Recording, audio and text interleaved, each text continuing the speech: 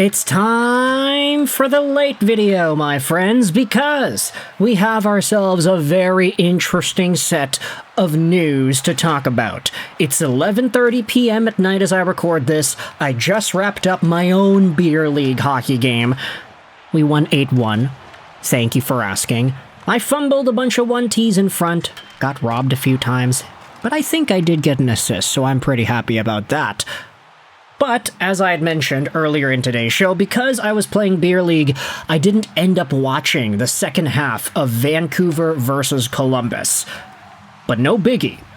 Because even though we had ourselves a Canucks hockey game, we also had ourselves a very particular set of comments made by Vancouver Canucks GM Patrik Allvin on After Hours.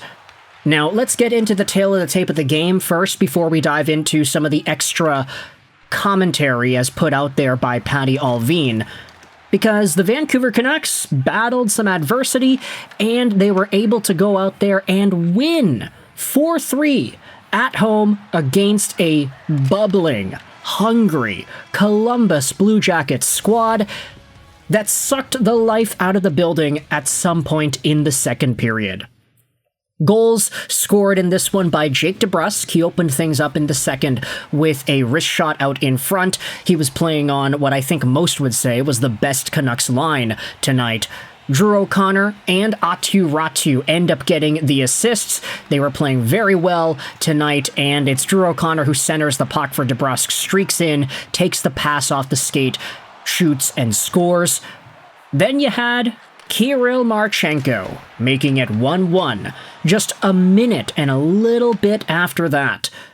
Big rebound out in front. You can say that this could have been a goalie interference call as Adam Fantilli kind of pushes Tyler Myers into Kevin Lankinen. I think the time is a little bit long for it to be goalie interference, but ultimately it wasn't called as such. There was some debate amongst Canucks fans as to whether or not that should have been the situation. Just a few seconds after it became 1-1, though, you had Matthew Olivier boarding Elias Pettersson, and getting a game misconduct for that. Vancouver gets a 5-minute power play, and they can't score. From one Elias to an Elias, you have Elias Pettersson making drop passes to nobody! Oh my goodness, man. This guy's confidence is down there in the gutter. More than that later. But inevitably, the Canucks don't score on the 5-minute man advantage, and it's Dmitri Voronkov instead, who comes in and he finds the back of the net to give Columbus the 2-1 lead. The life is sucked out of the building. The vibes are not good. But then, at the end of the second period, you have Drew O'Connor, who ends up burying it, assisted by Quinn Hughes and Phil Hronek. It's Hronek who does a little bit of a reverse in the offensive zone. Hughes picks it up, cuts into the middle, rebound is there, and O'Connor on the doorstep in the last minute of play ends up making it a tie game. He gets cross-checked afterwards, and a big scrum ensues. Lots of rough stuff in this second period, and inevitably, it becomes a 4-on-4 after that. Dante Fabro and Jake DeBrusk each go off. In the last minute of the second period, Quinn Hughes got a breakaway, and unfortunately, he ended up getting hooked by Ivan Provorov. No call, no penalty shot, no 2-minute minor, no nothing. And fans were absolutely livid. Third period comes, and this is where the Canucks end up taking it. Conor Garland scores from Tyler Myers and Elias Pettersson. I'm not gonna lie, Petey got an assist, but it was Tyler Myers the entire way. He walks in, cuts towards the goal, and the rebound is scored by Garland. It's a beautiful play by Myers. Kirill Marchenko then ties the game up just a few minutes after that. It's a 5-hole one-timer, assisted by Voronkov and Fantilli. But then in the last 6 minutes of the third, it's Brock Boeser, who ends up knocking the puck out of midair, walking right in and sniping it on Elvis Merzlikns. Beautiful goal, assisted by Kiefer Sherwood. So there you go, Chief Keef gets his first assist on the year, and Lucas Reichel gets his third assist of the season and first point as a Vancouver Canuck. Vancouver takes this one 4-3.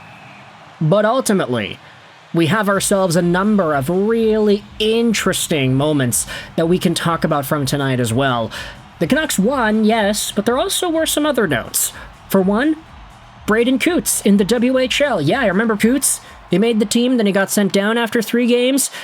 Braden Coots had himself a 6-point night today in the WHL against the Vancouver Giants. 2 goals and 4 assists, so that's pretty good, I'd say. And then you also had yourselves Patrik Allvin stepping out there onto After Hours. And the funny part about the After Hours segment is Scott Oak goes out there and usually asks on Twitter, hey guys, we got this guest coming out here on After Hours. Leave your questions in the replies below and we'll ask this person what it is that you want to know. And Scott Oak's tweet for Patrik Allvin had 500 replies. It is the most replies I think I have seen on any of these After Hours questions in years. It had the most views, 178,000 views. Like, seriously, look at last week. Scott Oak's tweet talking about, oh, Chris Knobloch and Jack Roslovic, we got them on After Hours. 5.8k views and 13 questions. The Patrik Allvin one had 500 questions, and almost all of them were talking about rebuilds, Elias Pettersson, Quinn Hughes leaving. It was all just negative, negative, negative. And I can understand why. You know, the fan base sentiment is not good right now. You think about just how the Vancouver Canucks have progressed. You think about the product they've shown on the ice. It's not ideal. They're hurt. But you also have guys that are really good that aren't playing well. And that sounds like an oxymoron, but it's kind of how the season has gone so far. And to be fair to Patrik Allvin, he does get asked some of the hard-hitting questions, maybe not in the most direct or blunt way, but he did go out there and say, for one, he's very proud of Elias Pettersson for dealing with the pressure that PD has been dealt with. Allvin cited the injuries, which is not surprising. It has been a crux for this team when you think about just the situation and who's able to go out there for the Canucks on a night-in and night-out basis.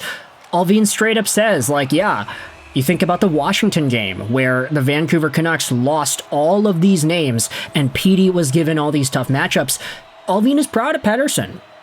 But he does go out there and say that PD can afford to shoot a little bit more. Scott Oak then asks Allvin, hey, what do you think about Pettersson scoring 100 points? Is that possible for him anymore? And Allvin replies, you know, I don't really think about it like that. I don't think about Pettersson scoring 100 points. I'd much rather have the Vancouver Canucks reach 100 points. And the question is, are you playing the type of hockey that allows the team to get those results? Avoiding the question, but essentially acknowledging that Pettersson has improved on his two-way game and acknowledging that there is some value in that respect. And, you know, leave it to Patrik Allvin to avoid the question and not directly address Vancouver Canucks fans' concerns, which I understand that's the name of the game. That's part of the job that he has as the GM of this specific hockey team. And he goes out there and further talks about the idea of a rebuild and just says that, oh yeah, you know, Quinn Hughes is a leader and we're proud to have him as the captain of the Vancouver Canucks and all that. And we don't want to make any immediate decisions and it's going to boil down to stuff that we have to do next year. It's not really direct. You can understand why it is Allvin goes out there and puts it all on the line like that. He does say that they are a young team as well. Lots of value in guys the Canucks found like Baines and Sasson, and not saying necessarily that these guys are going to be superstars, but the Vancouver Canucks are in this path of potentially getting better and improving. And, you know, I kind of get where he's coming from, but at the same time, I think he didn't necessarily address the panic sentiment that a lot of fans seem to be feeling at this point in the year, where they see maybe some of the top guys going out there and not playing their best, or seeing the results on paper of how this team is not able to convert. There is a question asked about Quinn Hughes, whether or not he's like checked out or whatever, but Allvin just defends his captain. He says, yeah, no, we're very happy with how Quinn Hughes has played, and he's looking better. He had a good game today. So I want you to let me know your thoughts in the comments. How do you feel about Patrick Allvin's after-hours interview and the Vancouver Canucks beating Columbus in regulation here? 4-3 final score. I got to get my behind to the McDonald's down the road because the rest of my beer league team is having a blast over there. Let me know your thoughts in the comment section below about the Vancouver Canucks and their game against Columbus. I hope you enjoyed this video. Rolls 99 and bye.